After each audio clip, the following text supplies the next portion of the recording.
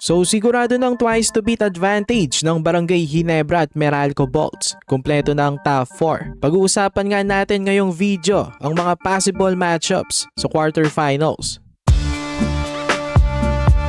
So halos tapos na ang elimination round ng 2026 Commissioner's Cup.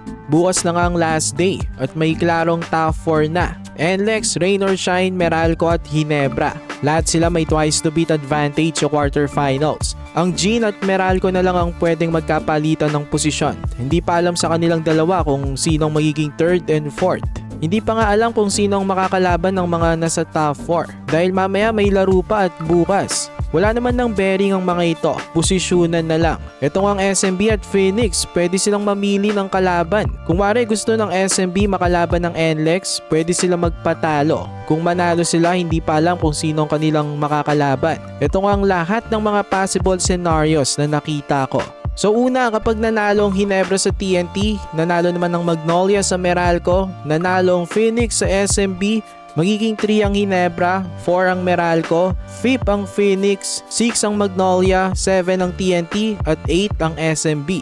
Dito naman makakalaban ng NLEX ang 8 seed na SMB. Tas Rain or Shine versus TNT, Ginebra versus Magnolia, Manila Clasico at Meralco versus Phoenix.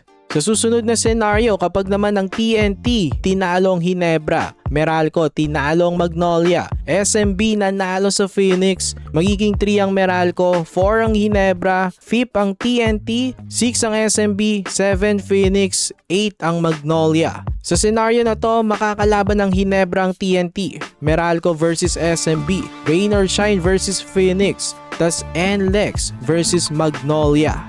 Pangatlong senaryo, kapag naman Ginebra tinalong TNT, Meralco tinalong Magnolia, SMB tinalong Phoenix, magiging 3 ang Meralco, 4 ang Ginebra, 5 SMB, 6 Phoenix, 7 Magnolia at 8 TNT. So dito naman makakalaban ng NLEX ang TNT, Ross versus Magnolia, Meralco versus Phoenix at Ginebra naman versus San Miguel. Dito sa tingin ko, pabor sa TNT. I think ang NLEX, yes, number 1 sila. Pero sila yung pinakamadaling kalaban sa top 4. So mas gugustuhin na ng TNT silang kalaban kaysa naman sa Ginebra at Meralco.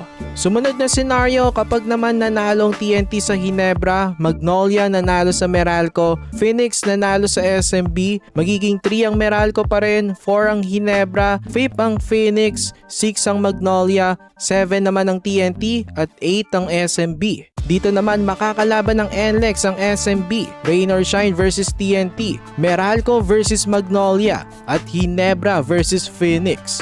Last scenario, if TNT ulit ang nanalo sa Ginebra, Magnolia nanalo sa Meralco, San Miguel nanalo sa Phoenix, magiging 3 pa rin naman ang Meralco, 4 ang Ginebra, 5 Magnolia, 6 TNT, 7 SMB, 8 ang Phoenix. Dito makakalaban ng NLEX ang Phoenix, Rain or Shine versus San Miguel, Meralco versus TNT at Ginebra versus Magnolia na naman, Manila Clasico ulit.